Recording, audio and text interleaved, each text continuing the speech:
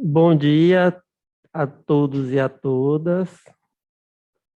Primeiramente, agradecer a Elaine e a Kátia pelo convite. Atualmente, eu estou como referência técnica da saúde mental para a atenção primária à saúde, lá na SES, e sempre à disposição dos municípios.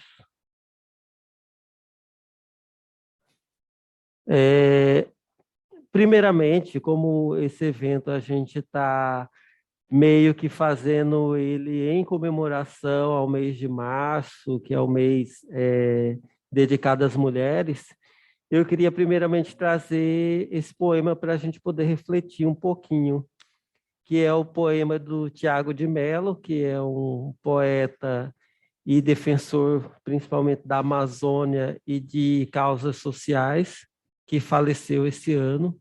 O poema dele, Para os que Virão, diz assim: como sei pouco e sou pouco, faço pouco que me cabe, me dando inteiro.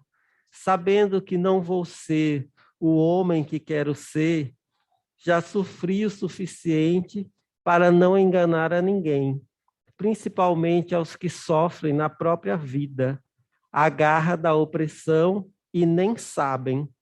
Não tenho o sol escondido no meu bolso de palavras. Sou simplesmente um homem para quem já a primeira e desolada pessoa do singular foi deixando devagar, sofridamente de ser, para transformar-se, muito mais sofridamente, na primeira e profunda pessoa do plural.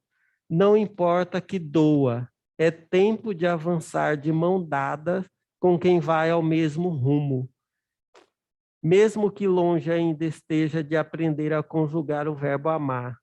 É tempo, sobretudo, de deixar de ser apenas a solitária vanguarda de nós mesmos. Se trata de ir ao encontro. Dura no peito, arde a límpida verdade dos nossos erros. Se trata de abrir o rumo. Os que virão serão povo e saber serão lutando. Por que eu trouxe esse poema? Porque ele fala dessa importância das relações, da importância de se lutar por um futuro que está por vir e que esse futuro a gente vai conseguir também lutando. E aí eu não posso deixar de falar de tantas lutas que as mulheres vêm travando ao longo dos tempos.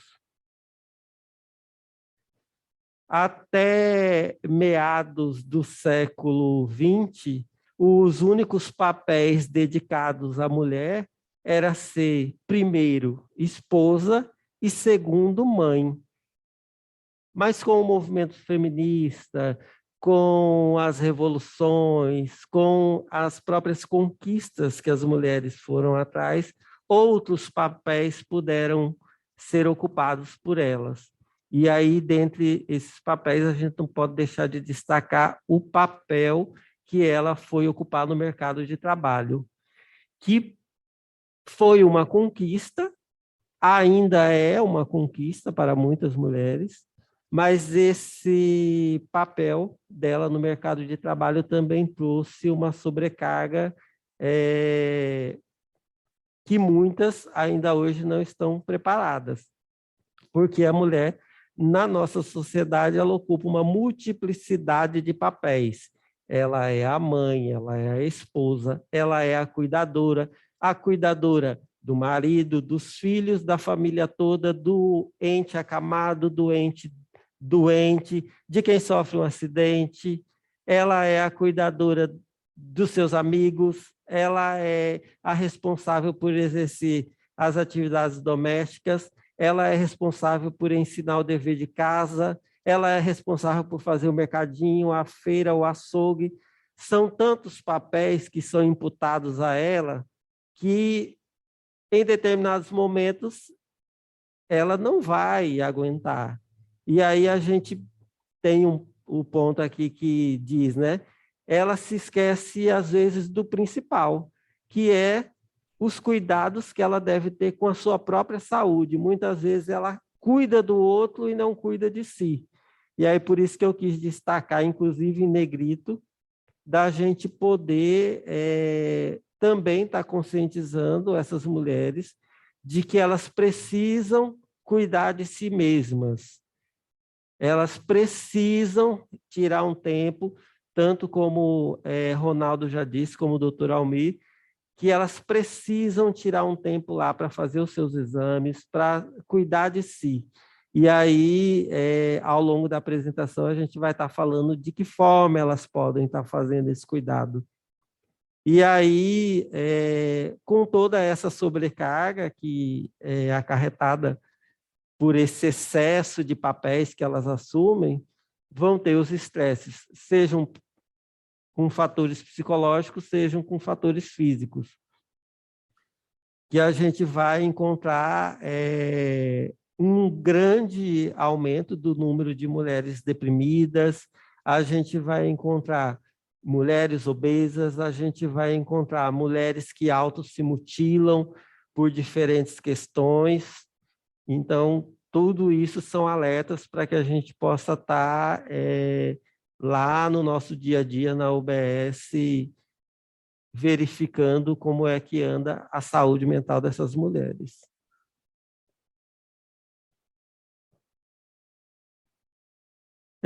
Fatores que poderiam ser potencializadores para o adoecimento psicológico das mulheres. As questões estruturais da sociedade, como a atribuição das tarefas domésticas inteiramente de responsabilidade das mulheres, contribuindo para a jornada repetitiva e estressante de trabalhar, de cuidar da família, da casa, a falta de momentos de lazer e de descanso. Quantas mulheres não têm a jornada dupla, né? Trabalham o dia todo, chegam em casa e ainda têm que dar conta de todos os afazeres domésticos. As questões econômicas, como a dependência financeira da família, do parceiro e do governo. Muitas mulheres são, como a gente chama, né, arrimo de família. A questão financeira daquela família depende dela. Muitas vezes a gente tem também, por outro lado, a dependência que algumas mulheres têm dos seus companheiros, aí elas se submetem a condições, seja de violência ou de maus tratos, por não ter como se manter e ainda continuam convivendo com aqueles parceiros violentos e agressivos.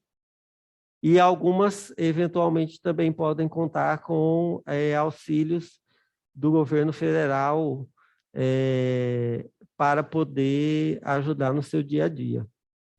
A baixa qualidade de vida, que muitas mulheres são submetidas, sejam por não terem moradia, não terem escola, não terem trabalho, não terem renda, seja essa renda de forma formal ou informal, e aí elas acabam não tendo como se sustentar, e às vezes o se sustentar, ela não tem como se manter, não tem como manter seus filhos, porque o marido ou o companheiro abandonou, e aí elas entram numa faixa etária de pessoas que não têm absolutamente nada para conseguir sobreviver, principalmente na questão da moradia e da alimentação. Essa é uma dura realidade que a gente ainda enfrenta. A repressão sexual e a submissão ao parceiro. A gente tem dados que durante a pandemia, essa repressão sexual e essa submissão, ela aumentou de uma forma considerável, principalmente pela permanência tanto da companheira como do companheiro no mesmo ambiente, e a falta do contato social fez com que as violências dentro do domicílio aumentassem. Os processos biológicos envolvidos que afetam a saúde mental da mulher, seja na menopausa, seja ao longo dos seus ciclos de vida, porque a mulher tem os ciclos de vida dela ao longo da vida, que comprometem, principalmente nas suas questões hormonais, que vão diretamente afetar a sua relação com os outros e a sua relação consigo mesma. E isso, algumas mulheres podem apresentar alterações emocionais que eventualmente podem culminar com algum transtorno mental. Aí eu trago aqui um dado sobre a depressão e o suicídio nas mulheres, só para a gente refletir um pouco, que a depressão ela afeta 2 vezes mais as mulheres do que os homens, e ela corresponde à principal causa de incapacidade no trabalho. O que mais incapacita, o que mais afasta as mulheres do mercado de trabalho tem sido os fatores relacionados à depressão e ansiedade. Já em relação ao suicídio, que em diversos casos está relacionado ao quadro depressivo, que é persistente, que permanece por um longo período, ele cresceu cerca de 50% nos últimos 10 anos entre a população feminina. Então, esse dado ele é importante para a gente observar que aquela mulher que às vezes chega na nossa UBS, ou que a gente ouve falar que ela está deprimida, que ela tem mudado o comportamento e que permanece por um longo período, ela deve ser alvo da nossa avaliação, ela necessitará de algum tipo de tratamento, que às vezes necessariamente não é medicamentoso, pode ser uma terapia, pode ser participar de algum grupo, pode ser se fortalecer, elevar a sua autoestima. Então, essa mulher ela deve ter um cuidado especial, né? Para que a gente evite situações extremas. E dentre os fatores que mais agravam esse cenário estão a nossa sociedade, que ainda é extremamente machista, a violência doméstica, o estilo de vida fechado, com pouco contato social, que muitas mulheres ou estão trabalhando ou estão tomando conta da sua casa e dos seus filhos e não têm vida social. Elas não têm lazer, elas não fazem outra atividade que não seja do trabalho e fora de casa e dentro de casa. E os abusos físicos e psicológicos que as mulheres são submetidas diariamente. E aí, para a gente poder, de certa forma, compreender como a gente poderia ajudar essas mulheres, a gente primeiro precisa entender que, para isso, a gente precisa entender qual é o estilo de vida dessa mulher, qual os fatores relacionados à sua nutrição. Essa mulher, ela pratica atividade física? Qual é a qualidade do sono? Como é que ela lida com as situações de estresse no seu dia a dia? Quais são os seus propósitos de vida? Ela tem desejos, ela tem anseios, ela tem projetos, ela conseguiu estudar? E aí, como está a sua saúde mental? Emocionalmente, como essa mulher está?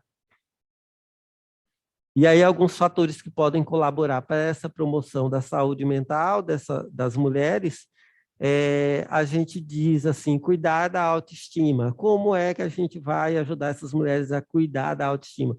Existem diferentes formas de cuidar da autoestima, desde ir ao salão, cuidar de um cabelo, de fazer uma unha, de participar de festa junto com as amigas, de sair com os amigos, de ter uma rede onde ela possa contar nas suas dificuldades, ter resistência emocional, resiliência emocional, de forma a ser capaz de controlar as situações adversas, contando com a ajuda, se necessário, dos profissionais, psicólogo ou psiquiatra, dos profissionais da UBS, pensar de maneira mais positiva, fazer com que essa mulher não se sinta desvalorizada, menosprezada, que a gente possa empoderar ela para que ela possa desenvolver algum projeto de vida, que ela possa voltar à escola. Quantas mulheres não casaram precocemente, abandonaram a escola, mas ainda têm o desejo de voltar a estudar? Quantas mulheres trabalham num trabalho que tem uma sobrecarga pesada só para poder sustentar a sua família, de repente fazer com que ela reflita que ela não precisa ser a única provedora do sustento familiar, desenvolver habilidades sociais de resolução de problemas, de gerenciamento do estresse e desenvolvendo o autocontrole. Realizar atividade física regularmente, já foi falado aqui da importância dessa atividade, não só para as mulheres, mas para qualquer pessoa. mas para a mulher ela tem um peso ainda maior quando para a mulher não se é permitido envelhecer, né? Culturalmente a mulher precisa estar sempre arrumada, ela tem que estar bonita.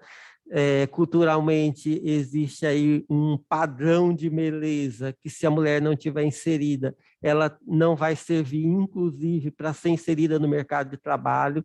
Então são questões que estão muito ainda enraizadas na nossa sociedade que a gente precisa refletir e empoderar as mulheres para que elas possam enfrentar essas situações.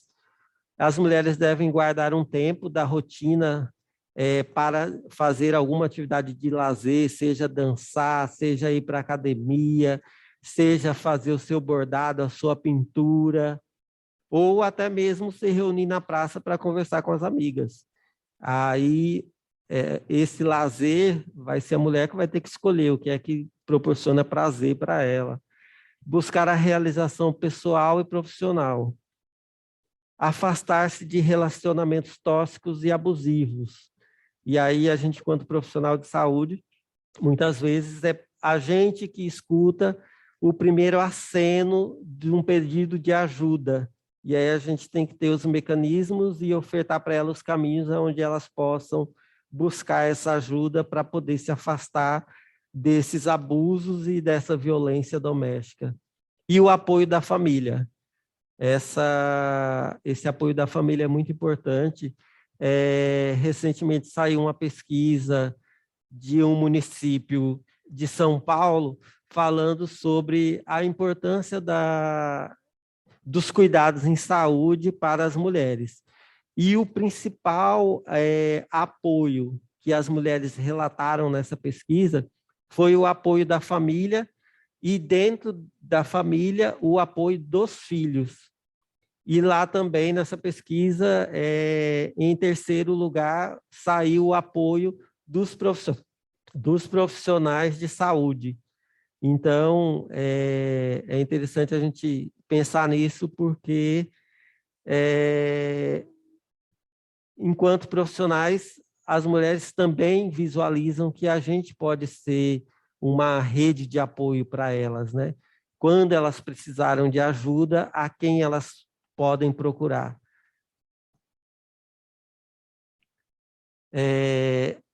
Aí eu vou trazer aqui agora algumas questões para a gente poder também refletir e até depois poder debater.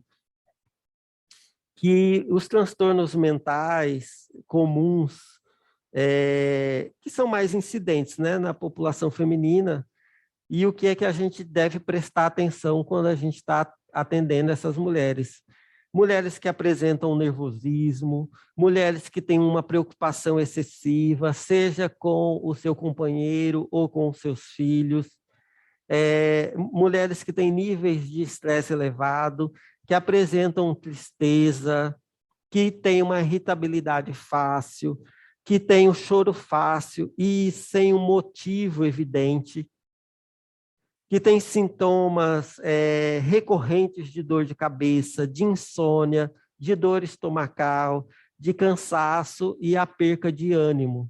Então, esses sintomas seriam, assim, características que a gente poderia estar ali verificando em mulheres e a gente poder ofertar algum tipo de ajuda para ela.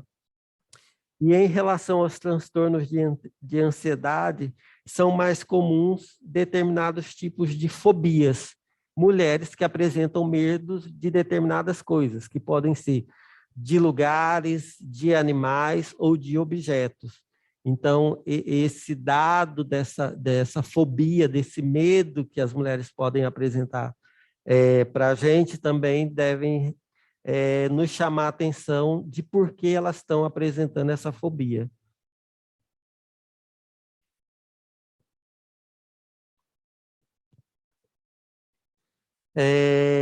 E, para além disso, outro dado que a gente quer trazer aqui também, que com a pandemia da Covid-19, a saúde mental afetou diretamente todas as pessoas, mas em especial as mulheres, elas tiveram algumas questões que envolveram mais o público feminino. que muitas delas perderam o contato social com outras pessoas, que era nesse contato social que elas buscavam ajuda, que elas tinham alguma rede de suporte e que elas muitas vezes saíam do local onde elas sofriam agressões, então elas perdem esse contato social e ficam mais submetidas a situações de violências. E a quebra da falta dessa rede de apoio vai trazer inúmeros prejuízos para a sua saúde mental. A pouca exposição ao sol também faz com que as taxas de alguns hormônios tenham caído e elas comecem a apresentar alteração, inclusive, de temperamento. O sedentarismo, muitas não puderam dar continuidade às suas atividades, sejam trabalhistas ou de esporte. A má alimentação, seja por falta de não ter o recurso para suprir a alimentação que ela ofertava à sua família. Muitas perderam o seu emprego, principalmente as pessoas do trabalho informal e as empregadas domésticas. As preocupações relacionadas às dificuldades financeiras, pois muitas delas não tiveram mais como manter o sustento das suas famílias, e o medo de adoecer e a perda de entes queridos, que fizeram com que algumas mulheres entrassem em quadros depressivos ou apresentassem comportamento emocionalmente instável. E aí, de certa forma, a pandemia acaba trazendo vários problemas desses à tona, e o distanciamento, por mais que ele tenha sido importante naquele momento, a gente vai ficar com algumas sequelas dessa época da pandemia, e a gente vai precisar, inclusive, ver de que forma a gente vai poder estar ofertando esse cuidado a essas mulheres que ficaram emocionalmente abaladas. Talvez a gente precise construir nos nossos territórios grupos de escuta, grupos de autoajuda, enfim.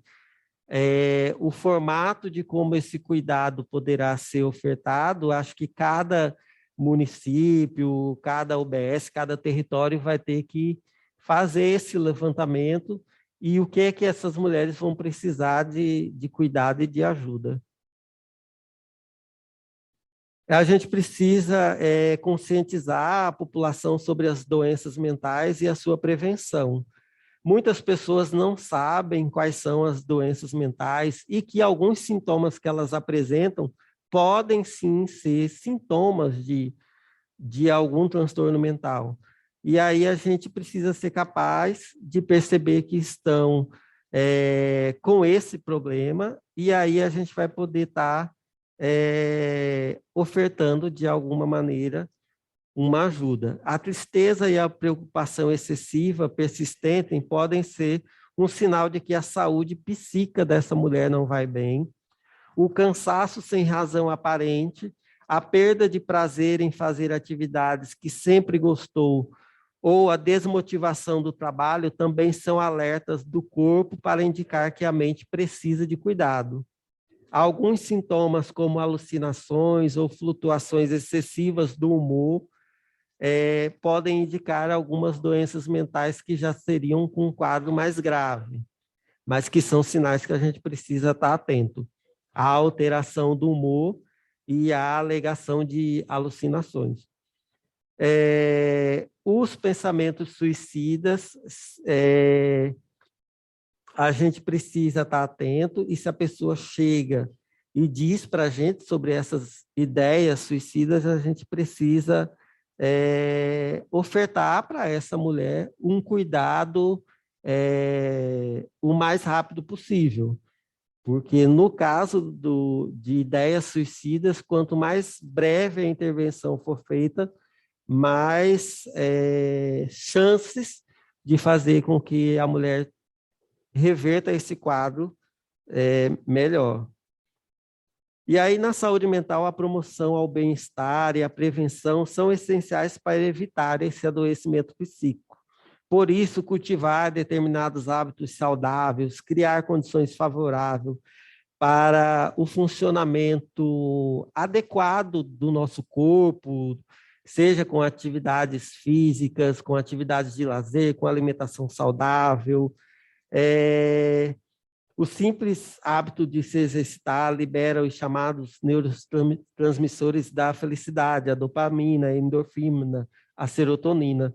Eles desencadeiam emoções e pensamentos relacionados à qualidade de vida e ao humor, que, inclusive, em alguns casos, vão ajudar a mulher a superar esses momentos depressivos e, em muitos casos, não será preciso fazer o uso da medicação. E aí a gente precisa estimular essas mulheres para que elas se exercitem mais, que ela ria mais, que ela mantenha a sua hidratação corporal. Para quem gosta e para quem quer, tenha um animal de estimação. Para quem também preferir, pode cuidar de plantas, pode ir a um clube, a um baile, dançar. Agora a pandemia já permite isso. E sair para explorar o mundo, ver lugares novos e viver experiências diferentes. Isso tudo ajuda a criar novas conexões neurais e possibilita sensações de prazer. E falar sobre o seu estado mental. Abra-se para as pessoas de quem você gosta, pois parte do sofrimento psíquico ele pode ser liberado durante essas conversas e a pessoa pode se sentir melhor. Por isso também a importância da gente, profissional de saúde, ofertar também momentos de escuta para essas mulheres. Quantas vezes eu trabalhei em CAPs de transtorno mental durante quase 20 anos, e quantas vezes várias das pacientes que eu atendia falavam que o melhor que elas podiam ter naquele espaço era o momento de escuta, que para elas o mais importante do tratamento que era ofertado ali era o momento em que a gente parava para escutar elas, que em casa ninguém queria ouvir o que ela tinha a dizer, no trabalho ela não podia falar porque ela estava lá para trabalhar, mas quando ela ia para aquele lugar, ela podia falar, tinha alguém que escutava ela, que ela podia desabafar. Então, deixo aí esse alerta para vocês do quão importante é o espaço de escuta para nossas mulheres. E a escuta qualificada, a escuta sem julgamento, a escuta sem preconceito, a escuta interessada no que o outro quer ouvir. E aí, por mais de que a gente oferte tudo isso, mas mesmo assim ela ainda sinta-se angustiada, deprimida, talvez seja interessante a gente encaminhar para um serviço especializado onde ela possa fazer um tratamento. E aí identificar precocemente os sintomas psíquicos e buscar acolhimento de saúde pode ser decisivo. Para as mulheres idosas, ainda há a questão do isolamento social e os transtornos emocionais devido, seja a aposentadoria, a viuvez, alterações fisiológicas e dos sofrimentos provocados por uma sociedade que supervaloriza a juventude e desvaloriza as marcas do envelhecimento feminino. Além dos sintomas de depressão, outros transtornos mentais precisam de atenção e cuidado, como os de ansiedade, de insônia, de estresse, os transtornos alimentares. Os fatores psicossociais e ambientais estão relacionados à incidência dessas doenças. Então, a saúde mental da mulher ela não está isolada, ela perpassa por todos os seus aspectos de vida. E a violência contra as mulheres afeta cidadãs de todas as classes sociais, raças, etnias, faixas etárias e orientações sexuais. Se constitui como uma das principais formas de violação dos direitos humanos. as agredidas vivenciam situações de medo, de pânico, baixa autoestima, ansiedade, angústia, humilhação, vergonha e culpa, perda da autoestima e muitas vezes a fragilidade emocional. Agouros que abrem margem para quadros clínicos de depressão, síndrome de pânico, distúrbios psicossomáticos diferenciados. E se pensando que a gente possa atender alguma mulher que está nessa situação, a gente vai oferecer para ela uma escuta qualificada e, se possível, encaminhamento para uma avaliação mais criteriosa com o profissional de saúde mental. E para as mulheres, a gente sempre tem que dizer para elas que, caso ela necessite, caso ela queira, ela possa buscar ajuda na unidade de saúde mais próxima. A minha colaboração era essa, espero ter feito a gente refletir sobre um pouquinho desse autocuidado com a mulher e as relações das mulheres com a saúde mental. Meus contatos. Obrigado.